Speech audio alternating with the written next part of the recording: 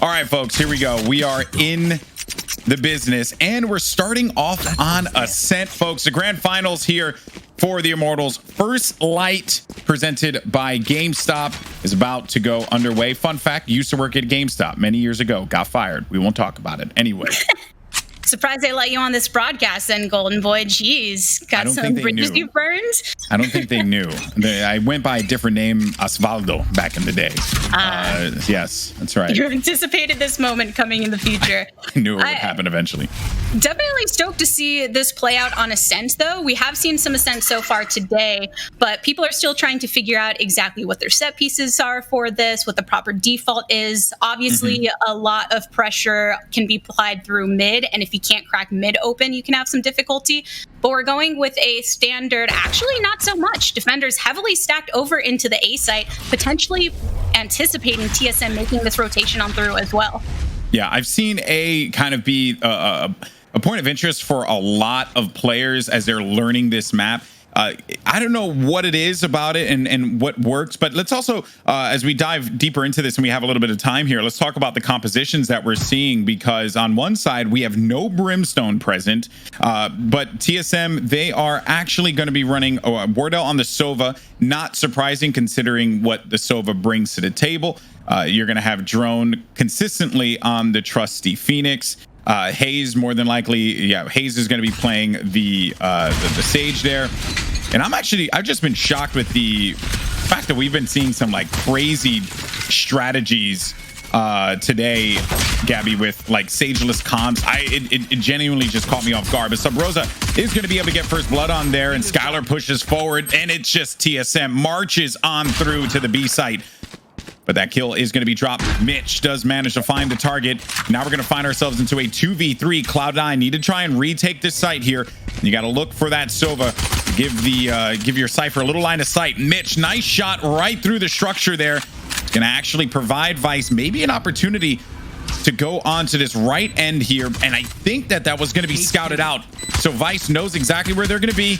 And here comes the push forward, as they're going to tackle this attack here. And this is looking very good for TSM. There was a good effort by Mitch and Vice, without a doubt. But it would be TSM in the back room that holds strong. Oh, I caught the tail end of that. Unfortunately, the fight went out of the way of my screen for a moment, but in the end, it looked like, as far as the defensive positioning, how when you have to collapse from the outside corridors and you already have the remaining members of attack set there in the back site, fully took advantage of it on the side of TSM to punish Cloud9 infringing upon them. That's going to put TSM up 1-0 there at the beginning. Very well done by them, leaving Cloud9 with minimal options here, as they are broke, will need to save. 10's only one that actually purchases as far as getting a Sheriff, and we know what 10's is capable of doing with this. Wouldn't be a shocker to see him cap a few players as they try and make a push on through here. And 10's, actually, I'm kind of surprised that 10's is going to be playing the Sage.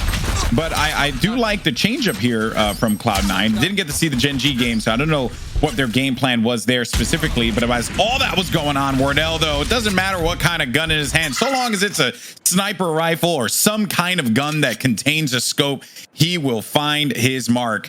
And that will leave only one player left alive. It's going to be Vice, who gets spammed right through the smoke, comes through. Wardell was waiting for him with that Spectre, and that is going to do it. Give you a little transparency. I'm experiencing some of the Minecraft effects that Panda has left behind for my position. You know, I guess I haven't been playing it enough, apparently, and it's mad at me for it. But I am a Minecraft savant, just so you know. I have many diamonds. I have a lot of diamonds, all the diamonds. Well, there you go. I like to keep the diamonds on my fingers instead of on my screen, you know. Ooh. Fair. I don't know. That was a good flex. I wasn't expecting that flex, really. You know, I got you, Bombay. I got you. I respected hustle. You know, respected hustle. All right.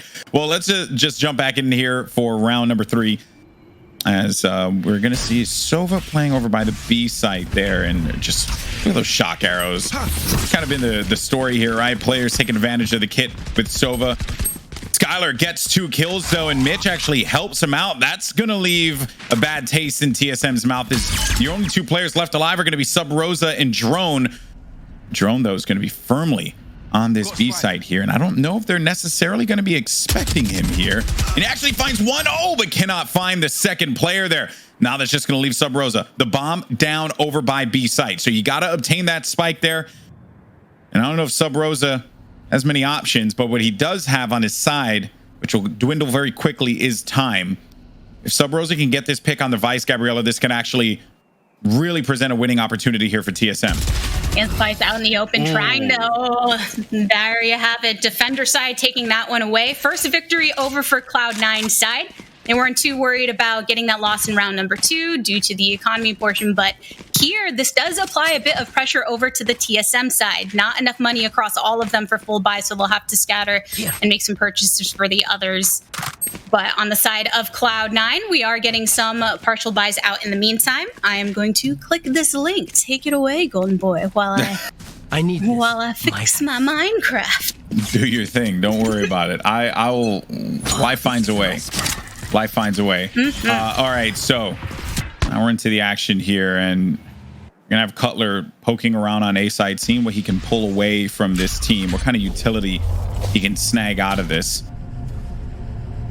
Shinobi's waiting, anticipating that there could be a potential push here on the A site.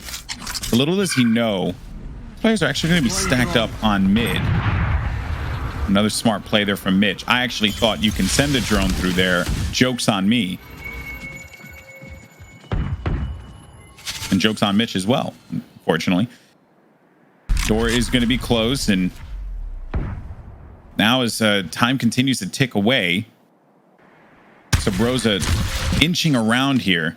I think he may have heard 10's drop from that wall. The wall is only going to last 30 seconds now. You're not going to get much value out of that, but that means wall out of play in case they want to try and take A site. And they're just waiting right now for a pick. And it could come in the form of Shinobi around this corner. I sure hope Bob isn't looking, because his friend might actually meet his demise here. But it's actually going to be Shinobi shooting out with that SMG. Does not nail the shot, though. Looking to nail him with the aftershock, and he manages to do that one there. And then the challenge comes up top from Hayes. And just like that, you think that it was all going to work out for TSM. And then just like that, Cloud9 managed to bring this one back 2-2. And let's take a look now at this replay. This was Shinobi just dropping that right in front of Drone. Drone, none the wiser, I mean, surely Drone heard the shots behind him, but could have been a little further away. Either way, though, that was very well executed. I think I'm coming back in a little bit. I did manage to catch the wonderful aftershock there. I love Breach, so I'm always happy when I see something like that properly executed. But as far as what we have seen on our screen right now, it's a default split apart for TSM here on the attacking side. Smokes galore, a nice hit from 10s here to get that pick off of Catwalk, enough to clear it and run it back over onto A site. What excites me about this matchup is that anything that Wardell can do, 10s can do as well. It's always just been, or at least for this tournament, the snipers have really taken center stage. And you know, your oppers are typically going to be those playmakers, right? The character actors, if you will, in these types of scenarios. But it's just something awesome to see a person like 10s or Wardell pop off with this. Vice has his back, though. 10s drops away. That's just going to leave one player left alive. It's Drone, the madman with Phoenix. What is he able to do there? I think he is going to be met any moment now by Vice. But checking his corners, clearing the site, and there goes the tag. But look at that shot. Absolute filth. And Vice is just waiting this one out. He gave away his position, but 10s was there with the shorty right to the dome. Ended that round. Alrighty. Are you good now? I think I'm good. I'm not gonna jinx it, but yeah, no. Thank you for taking that island by yourself. Appreciate everyone bearing with me. I had to get rid of the Minecraft, get some Valorant loaded up here effectively. And I just like how the Minecraft is a thing now. You know, that's the only acceptable way to describe that point in time. Lauren who said that, or was it Puckett? I don't know, but either way, it's hilarious. Yeah, something of the sort. But so I'm going to do a little bit of catch up in my brain so far as what we have been witnessing at this point. TSM still on the attack, obviously. And it looks like it's a commitment over onto the B side, pushing forward from the opposition, gets a pop from Drone onto the Omen. A great way to start cracking that open, but it's a single trade so far. Smoking off over onto Market to make this push more effective as Sub Rosa does get that entry effectively. And here it is with the ultimate to go ahead and block off Market as well. Can Shinobi get this with the aggression into B main? But unfortunately, there's a sniper on the other side. Yeah, Wardell has been clinical, like a surgeon with that weapon. It's been working out so well for them. So now you're going to have Color playing in the mid, but Vice is on the CT side. So on defense side, wrapping around to B. Wardell will be watching that lane aggressively with the op. I would be shocked if he drifts away. Instead, he's sending out the drone, though, which is a smart play to do.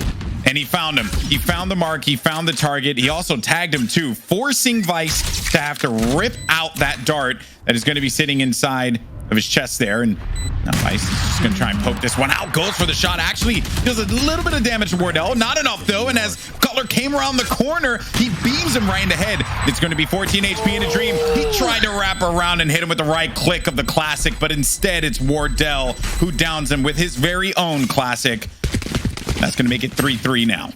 You do have to commend the attempt. He knew where the owl drone came from, wanted to go ahead and follow up to get that entry into sight, was able to get the frag over from the B main entryway, but nonetheless, the classic was not enough in that scenario. As far as with the buyouts that we're coming across this point in time, Cloud9 gets their full buy. Operated directly over for Tens, the man that we love to see it on. Tens and Wardell, as Golden Boy just had mentioned. That's what you're going to be watching off. Op versus off. Who is going to pop off the most? And taking a look there, so you have Tens watching mid. And Wardell's actually going to be creeping mid as well. He will be working with Sub Rosa there. They're bringing that bomb around, so Spike can play in mid. They've gotten some intel. Yeah, this is an interesting wrap there, but I like the slow play at mid, Gabby, because that means that, you know, they know that there's not going to be a lot of activity over there, but that can also imply, and it's really going to be up to whatever Cutler can do here, that what they can manage to pull away from this. A run it back actually gives him a ton of information, but Tens, I mean, he was right on top of that wall, and certainly Drone did not expect it with the way that he just wrapped around that corner. This is going to flatline him there for the time being. And you're going to have Shinobi on this big flank, Gabby. Yeah, Shinobi, he was waiting there, but Wardell luckily able to find that upon their entry. It's been a slow push completely through mid for TSM, and the response from Cloud9 to back off did allow them to have some kind of foothold, but in the end, they are starting to trickle down in numbers on the defense. TSM rotating effectively over towards the B site, worried simply about a Sova and a Cypher that's coming all the way from A. So and that's going to take too much time for him to make his way through, so that's going to be an effective push over from the attacker side. That actually was such a great round there. They pulled out so much utility. That wall going out, while it was a really smart play from Tens, now that wall is just going to be tucked away on the opposite side. This was also another critical shot, and just Wardell coming up clutch again. Just the flick there was absurd. It was a matter of seconds, because as soon as that trap wire went off, the breach turned around, like had eyes on it, but Wardell was right there watching his back. And it's a good thing that there was no friendly fire there, because he definitely would have killed his teammate. That said, though, Sub Rosa and Hayes are going to open up the round and pick themselves up 2 kills here.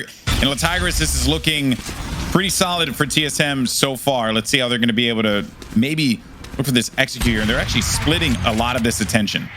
Yep, Cloud9 responded differently this time, more aggressively positioned with their defensive hold. Unfortunately, got punished for that over on the B site, but have still 2 standing strong on the A site. This gives the information to TSM that they have some more fluid movement through B, but Relic is still here to keep hold of this and gets the pop out, uses his own elf teleport to redirect himself and potentially get another, but Sub Rosa sees it through the dark cover, gets himself onto the site, and this should be another plant over for TSM. Yeah, that was massive there. Just getting that blip so that he knew exactly where he needed to be. But here comes the push now as Tenz is actually going to just try and shoot through this one. And a res actually to help out a teammate, bring him back into this one. So Omen actually dies instantly, so Relic's not able to stay alive, but Tenz is going to get the better of Wardell. That's just going to leave one player left alive. It's Sub Rosa. He's playing low. Can Sub Rosa clutch it? And he does. What a play there from Sub Rosa. The Brimstone holds it down right on the low ground. Wow. Man, it was going to be over as soon as the Sova was taken out and he was all in his lonesome directly onto the site. You see the way Tenz was able to clear completely into the back of site. They had the information that the attacker remaining was here, but Sub Rosa effectively catching over from the defender rotation before reverting his eyes to Catwalk. Effective crosshair use for him. And also bear in mind that the play there on the crouch, right? Because when you crouch down, you don't see where that person's going to be. Unfortunately, the hero of the last round, Sub Rosa, dies and gets that first blood, but Hayes is there for the pickup. Actually goes that near sight there. Paranoia. Such a good ability. When I was casting Twitch Rivals, Myth was actually doing a brilliant job on those paranoias, lining them up exactly where they need to. And a lot of people don't know how to respond. Everyone always thinks about the Raze, or the Raze, you hear me? I always do that. The Reyna, two names with R and it always throws me off. The Reyna paranoia, right? When she throws Leer, but Omen, I mean, it's always been good and it can catch a lot of people through one straight line. And then before you know it, you sent that thing through a choke and there's nothing they could do to stop it. Yeah, whether you actually put them into a nearsighted position or just force some displacement. Oh, look at this. Shinobi attempts to get his shots over this wall. It's an angle where you can barely tap the hairs on the top of the head, but Vice is the one to go get it from the A main entryway. Luckily, Cloud9 will start to rotate directly onto the site, but the post-plant positioning has been taken up by the 3 remaining TSM members who have their eyes on this entryway. There's a Cypher lurking in main, but he is not anymore as Hayes takes him out of the equation. Yeah, there's not really much he could do there. You have Relic Skylar, that Bulldog, but not able to stand toe-to-toe there in the end against that Phantom. Thus ending the hopes and dreams of that round. TSM are going to go up 6-3 here. For just joining us, grand finals of the Immortals First Light presented by GameStop. It's been a long road to get up to this point. We had a great open bracket qualifier that took place. Echo 8 and China Win came out of that one. China Win actually took, I want to say it was Gen G to a game 3, I believe. Yeah, they took Gen G to game 3. So I think, nothing but upwards potential for that roster. Includes Fortnite. There they are. World Cup runner-up Psalm. I've always been a big fan of his, but I've also been a big fan of this TSM lineup ever since I first started casting them in a few of those Twitch Rivals competitions. And I mean, this team has just been a joy to watch. But now here comes the attack. No more charges left. They're trying to just bait out what they can. But it is going to be Mitch. Lines up the shot there, Gabs, against Hayes. And just look at the way that they're preventing them from being able to get any kind of foothold inside of this site. Just playing those angles gorgeously. And this was all led in with the Brim smokes dropped down by TSM. While they are great at preventing the rotations from the defenders, they do forecast this a bit. Cloud9 was able to easily respond, very aware of the fact that TSM is stacked here in the B main, but there's no reason to push it to Rosa. The first one to make his way into the site, but Wardell is following up with the Ob. Then still doesn't need an Op for himself to get that damage, though. Those 2 frags are going to be very effective for Cloud9 in trying to get them corralled here. But Wardell, why he doesn't care? He can hold on to the same position the entire time and continue to grab. Yeah, but they did lose a lot of value there. I think that the play could have potentially have been to place down the Brim ult right at the back of defender side so that this way you can remove it and pull that attention over there. But this is going to be the end of the run there for TSM. Cloud9 manages to come out on top. But yeah, losing Sub Rosa early on, one has to wonder what their plan would have been with the orbital strike. Because if they placed that backside, pulled a lot of attention, and maybe had 2 players backside, that actually would go really poorly for Cloud9 there. In keeping track of what ults are going to be online, it's an important part of this game, especially when you have such high impact ults such as the Brimstone ult and as well as Rolling Thunder for the Breach. Those are just so imperative to be able to use as well as you can. Now Wardell just going in for this drone, more information as much as he could possibly muster for his team. Hunter's Fury is going to be in effect for TSM. Wardell looking to see if he can get the tag, but doesn't find anything with that one, Gabby. Not quite. The spike itself is making its way through market, and Relics did anticipate this, was able to get one, couldn't follow up on it though. Wardell, I mean, Golden Boy, when it comes to him on his top, it doesn't matter what agent he's on, just effective completely with his lineup. It's filthy. It really is. And that actually looked great. He landed the paranoia, but Wardell still had a sniper rifle and was able to see. So it just did not pan out well for them there. Drone with the Guardian. And we got any Guardian users in the chat? Because this gun slaps. It's really, really good. Are you a Guardian user, Golden Boy? I am not. Are you an advocate? No. I will use my Prime Skin Vandal with the laser beam sounds because it sounds like Halo, and I'll just commit to that. I'm mad because I totally missed the Prime Skin. Oh wow! Yeah, no, you missed the laser beams. Yep, it was that thing that I said, "Oh, I'm gonna do it," and everyone I play with, they already bought it. But in the end, I missed out on my opportunity. Yep, I just forgot to hit the button. It's just always hit the button, man. Come on, always gotta hit the button. But anyway, as far as obviously Cloud9, one member standing, hoping to hold on to the weapon as much as possible, and TSM are just looking to try and pry it from his hands. So that's going to be the end here.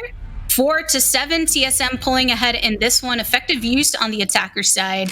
When it comes to Ascent in general, it's not yet determined really whether it favors attacker or defense. You have to give it to TSM through the way they've been able to push through the narrow chokes. That's one of the most difficult things to do, especially when you're not opting to make a rotation through mid connector and clear that out.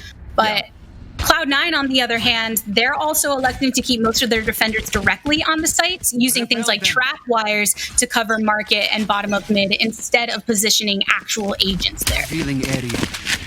Ascent has been a fun map to try and analyze and dive further into, because I'm still like you said, I'm unsure. Like we have like a good understanding of split, changes aside, and they were pretty significant. You know, we kind of wrap our heads around this one, whereas like Ascent, it's still a little fresh. I think players are now starting to find a groove with it. Back when the game first came out and Ascent was featured, everyone was trying to fight after that mid area, but with how wide open it is, it's almost like just pointless to go for that in the beginning. So we are waiting now for an execute. So that was smart. They dropped the wall down and then didn't actually have anyone on top of it, at least from what I could tell. Rolling Thunder, though, is going to be in play as Hayes is going to be a rock to the side alongside with Sub Rosa. But Cutler, while all that was going on, did manage to place that spike down on the A site. So look at the amount of attention that was wrapped around, forcing all of Cloud9 to now focus on a retake. Meanwhile, TSM, they're going to be making their way around from the attacker side. They got to get there quickly. Oh, that ended up pulling so much attention, and now Cloud9 have made their way to Rafters, but this is a choke that will be anticipated by TSM. They're making sure nobody's coming through the flanks. Trap wires have been set up for that effectively. The Brimstone's going to be coming through tree room to offer that effective cross, but here it is directly from A main. Wardell positioned effectively, gets flashed out, but it doesn't matter. You can sidestep it, and Cloud9 have no one left to try and keep this alive in this round.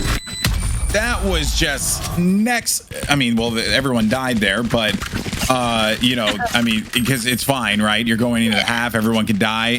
Even though I'm all like, hey man, stats. Anyway, moving forward, that was such a brilliant play. I love that play so much. Everything about it, pulling the attention aside, executing on the site, like that right there was just a great example of how far a lot of these players have taken this game in a very short amount of time. And Cloud9 just weren't expecting it. They really weren't. I mean, the fact that when you end up using the Rolling Thunder, and yes, in an area like B main, it does cover a lot of it, but the dark cover in that entryway was enough to prevent Cloud9 from really following up, nor was anyone there to do so yet. Instead, they all got drawn attention.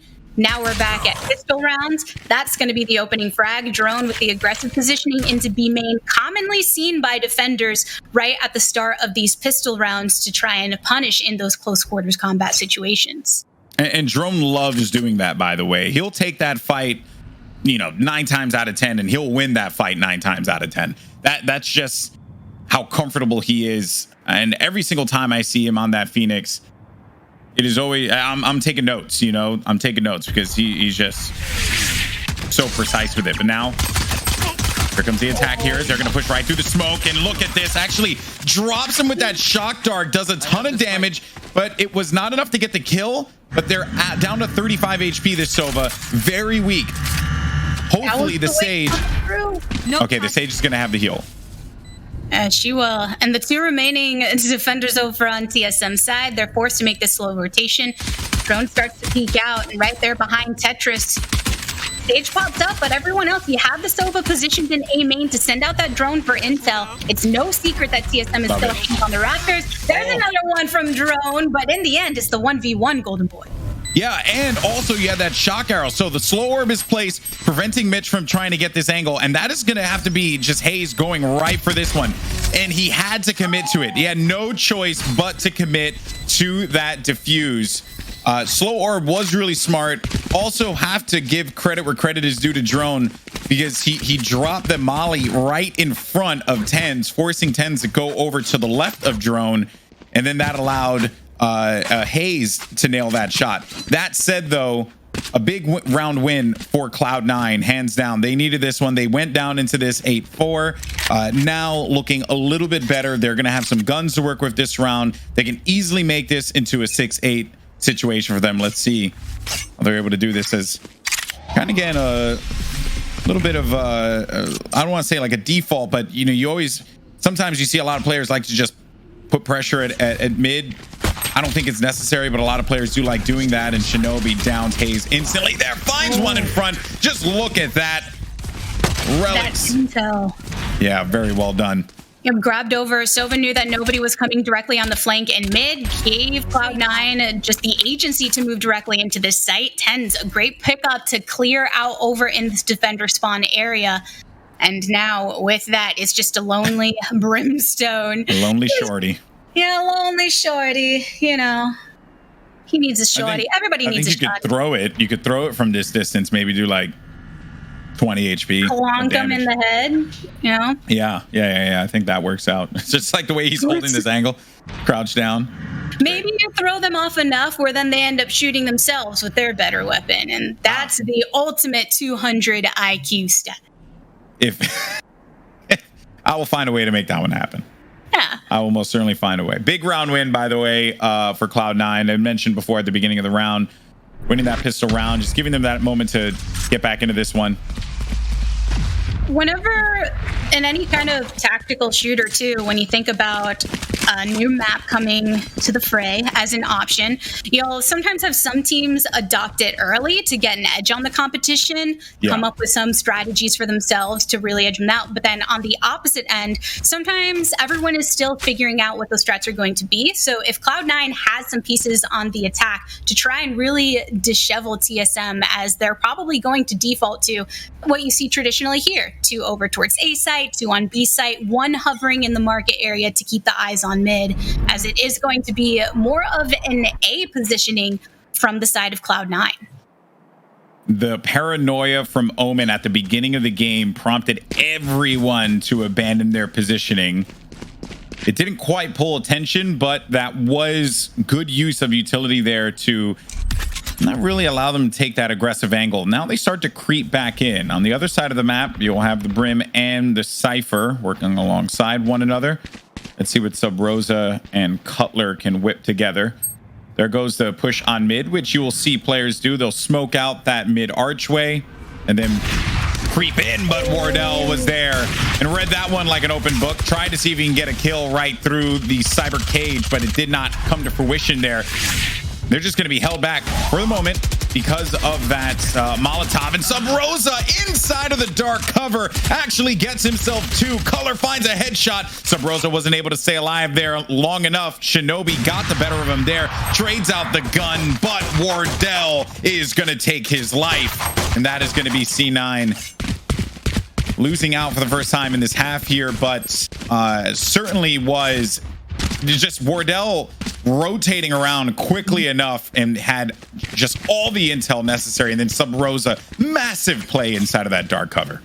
Yeah, if you look at kind of the way that the defense ended up responding there, with Drone having his sights over on mid, the dark cover was there, but not being able to hear any movement through mid, you had a feeling they were either going towards A or B, with more of the vision being had over on A, immediately popping as they made their appearance. And TSM instead is responding, directing themselves over to the B site, but there you go, already getting flashed out and just having to keep themselves into B main, with a rotation potentially coming from Drone on the defense. Yeah, and Relix played the paranoia on that same corner. Obviously, Relix doesn't know that he did tag I think he tagged the Sage and the Sova in the last round. But he did get that kill there onto Hayes, so now sight's going to be wide open. But here comes Drone as he's stuck inside of the cyber cage, but does manage to line up the target there against Relix. But Shinobi, 7 HP, not a lot of health there. And that's the plan. Rotation. Yeah, exactly. Directly on site. And as far as the rotations from the defense, I mean, you have Phoenix that is stuck kind of there in shed. Mitch, with his aggression, he's just trying to clean up anybody before they can rotate directly onto the site. Tens gets that entry, but is traded out for Cutler. So Drone has a great follow-up. It's the 2v2 situation, but post-plant has been taken. Oh, nice shots from Mitch. Drone needs to win this one out. Doesn't have a lot of time to do so, but he's going to run away. And then in the back of the side, you're going to have Vice just waiting, actually on top of the corner. So that was going to be the run-it-back play. Should know exactly where he is. Mitch gets the kill. That's going to be his third one for that round. Cloud9 managed to bounce back after that one. And this has been a great game.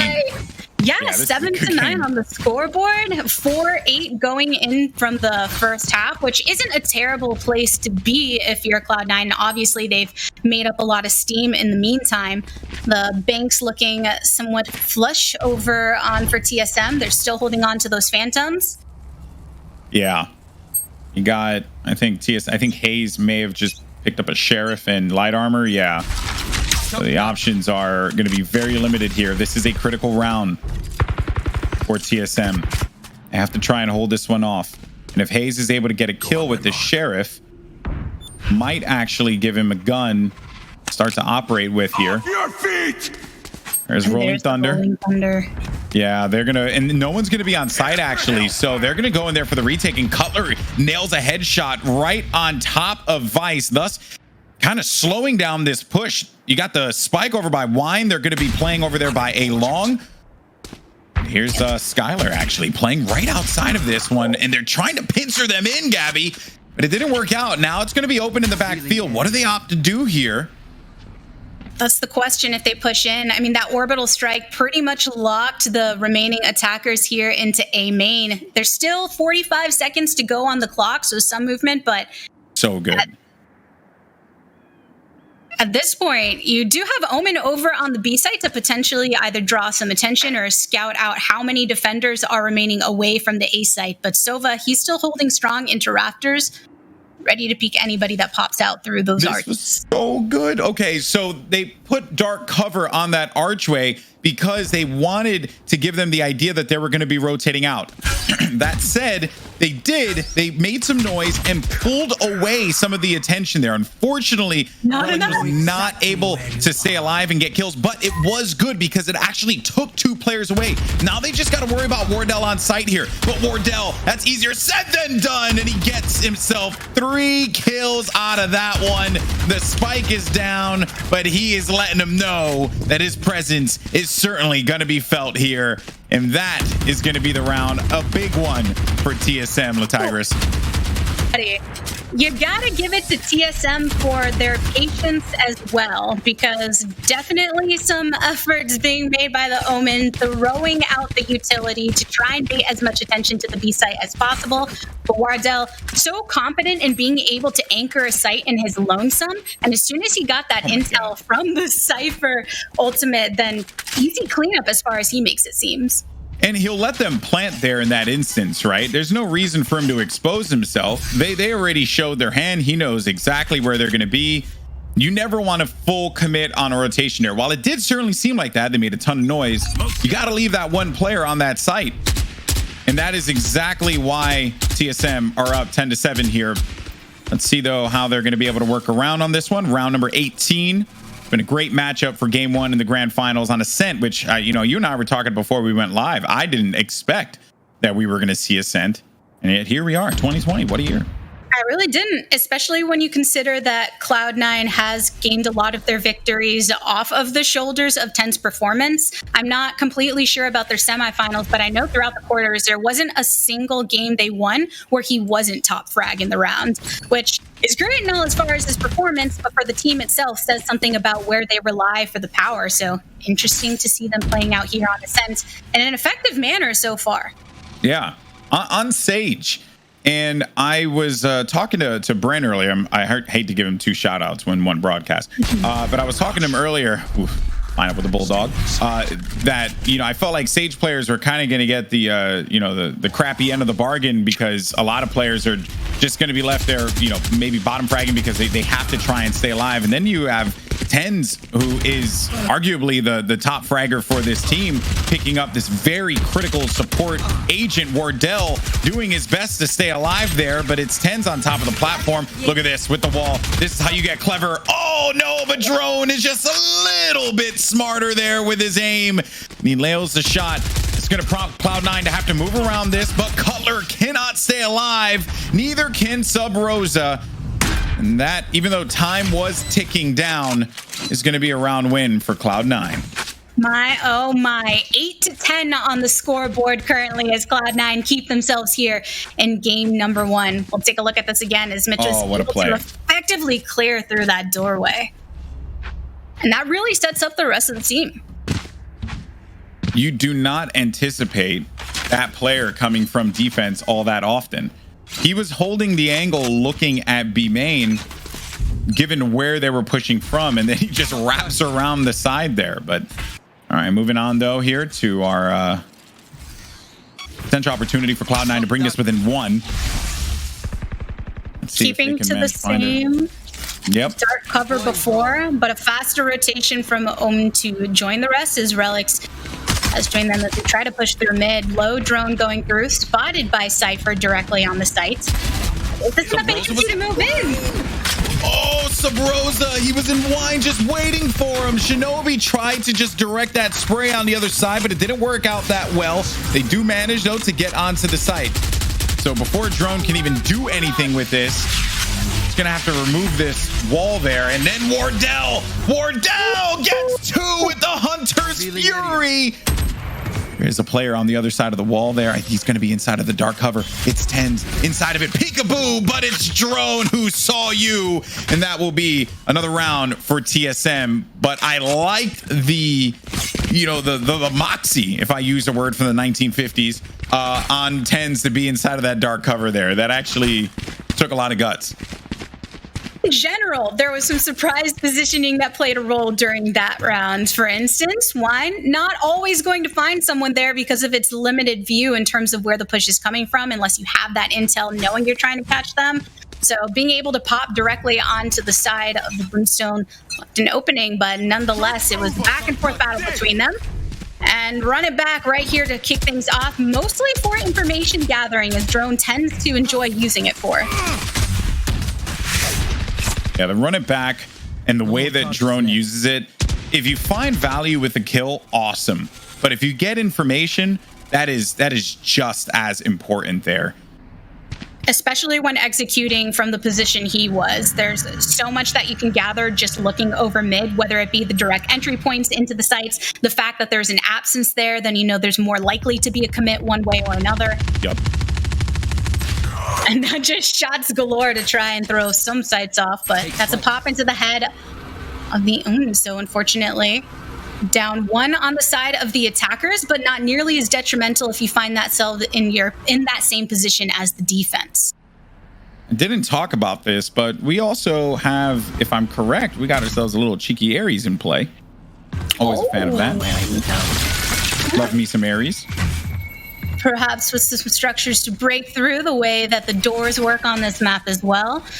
Now Cutler, I think he's aware that he's got some company here. Did that flash end up going onto Shinobi? It did. It caught Shinobi, but it didn't get Cutler, but Shinobi still gets the kill. Maybe he really is a ninja. We have to talk to Bob about that. Anyway, looking forward though, only a few seconds remaining, and there's Mitch. He's got to just take this spike and put it down as soon as he possibly can. It is going to be a 1v1, a Sova mirror match. Sorry, stand corrected. 1v2, but the Sova's still going to be left alive. Wardell gets the kill. It doesn't matter. It came down to the mirror, but whatever. Wardell wins it. He's got 26 kills. The Tigress, he's fragging out. The time that it took for Mitch, of course, he had to plant it. He was in a tough position, but not enough intel for him to know exactly where he should have been looking for the peak, especially with two defenders ready to collapse upon him from both sides. But nonetheless, this puts it within game point for TSM, 12-8 currently on the scoreboard, but not enough funds available to get all the purchasing that they want to. Luckily, because they have the lead in rounds, then they're not going to be sweating that too much. Cloud9, on the other hand, have to use everything in their arsenal currently to put them ahead. And 4 ultimates can't help you do that. They are going to have to play this Rolling Thunder out. Early frag, though, that first blood will be so critical in this instance. And Sub Rose is just taking presence in mid right away. He doesn't care. He's just going for it. Reckless, pushing forward. I mean, you see that there's a Cypher and a Brim neck to neck directly through that mid connector. And Sub Rose is the first one to get the pink onto Vice. So luckily, Cutler is able to get some follow up as well. Now, 4 still standing for TSM on the defense. They're scrambling towards the A site, but not enough information to know if this is a full commit over to A. Cloud9, on the other hand, a bit low on numbers in terms of attackers. They are outnumbered by the defense, so choosing to play this slow, being that they still have about 50 seconds to work with. So it appeared as if we were going to see this full commit on A, but the Sova drone actually slowed it down, forced the bomb to make its way over to T side and then wrap mid. They're still looking to play this A, but Wardell stuffed out Mitch, not allowing, and Cutler actually just tossed his webcam over and tried to give him, maybe a Christmas present a little early on. Fortunately, it's not how this game works. Now Wardell's gonna be playing low, doesn't find a shot there. Make sure you quote whenever Wardell misses. But it won't matter because his teammates certainly don't, and that is gonna be TSM getting the first game here in the grand finals. And the Tigers, this was certainly a very unique game because we saw 10s in a row that I certainly didn't